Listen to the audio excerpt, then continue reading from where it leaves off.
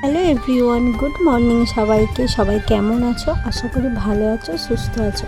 আমিও বেশ ভালো আছি। তো যেদিন আমি ব্লগটা শেয়ার করছি সেদিন ছিল 3 অক্টোবর, আর আমার সাধ ছিল।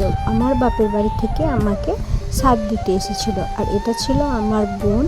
আর এখানে ছিল মা, জেঠিমা, বাবা, আর ওই দূরে হচ্ছে মাসি দিদা কাজ করছে। ওরা সকালে সমস্ত আয়োজন করছে, কারণ সকালেও একবার আমাকে দেওয়া হবে। তো সবাই হাতে হাতে কাজ করে দিচ্ছে। আর এদিকে সকালের খাবারে ছিল আজকে লুচি।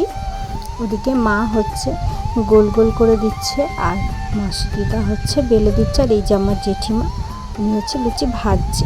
এগুলো সমস্ত কিছু ভাজা হলে 9 রকম ফল দিয়ে মিষ্টি দিয়ে আমাকে সকালের মতো করে সাধ দেওয়া হবে।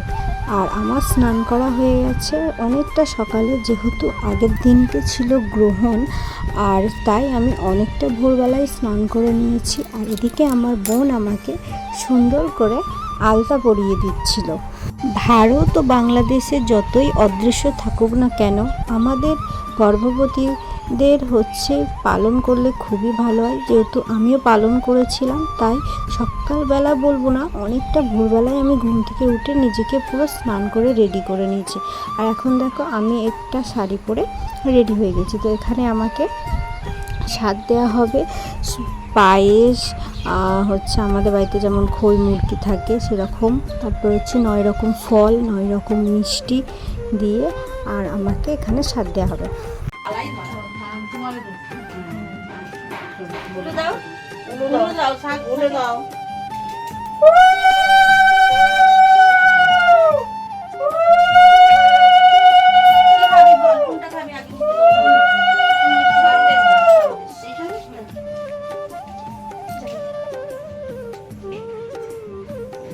ভালো করে বলবি, তোর মতন যেন একটা দুষ্ট আসে, নাহলে আর কিছু দেবো না।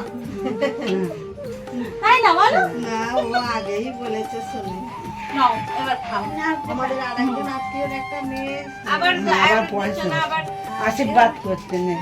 আমার এই সাধের অনুষ্ঠানটা খুবই ছোট করে আয়োজন করা হয়েছে, শুধুমাত্র আমার বাপের বাড়ির লোকজন আর এই বাড়ির কজনকে নিয়েই করা হয়েছে, বেশি লোকজন। কিন্তু আমি যদি বাপের বাড়ি গিয়ে 9 মাসের সাধ খেতাম তাহলে হয়তো বিষয়টা অন্যরকম হতো। হয়তো ওখানে সবাইকে লোকজনকে বলে খাওয়াতে হতো। যেহেতু আমার সমস্যা আছে, আমি এত দূর জার্নি করব না, এত দূর জার্নি করতে পারবো না, সেই কারণে আমার বাবা মারা কিন্তু আমাদের বাড়িতে এসে, আমার শ্বশুর বাড়িতে এসে আমাকে সাধ দিয়েছে।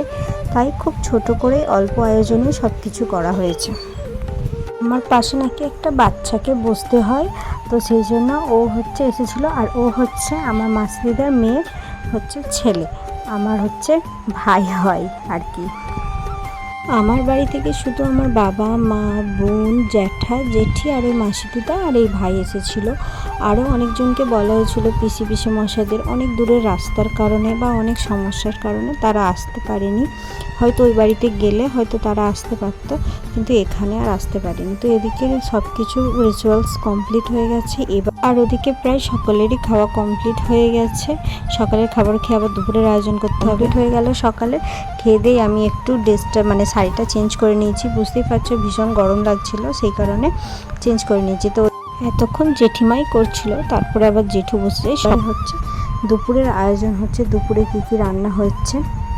তো ওদিকে দেখো আমার জেঠু রান্নায় বসেছে, সবাই হাতে হাতে করে দিচ্ছে। যেহেতু আমাদের বাড়িতেও লোকজন খুবই কম, আর আমার শাশুড়ির অবস্থাও সেরকম অতটা শরীরটা ভালো নেই।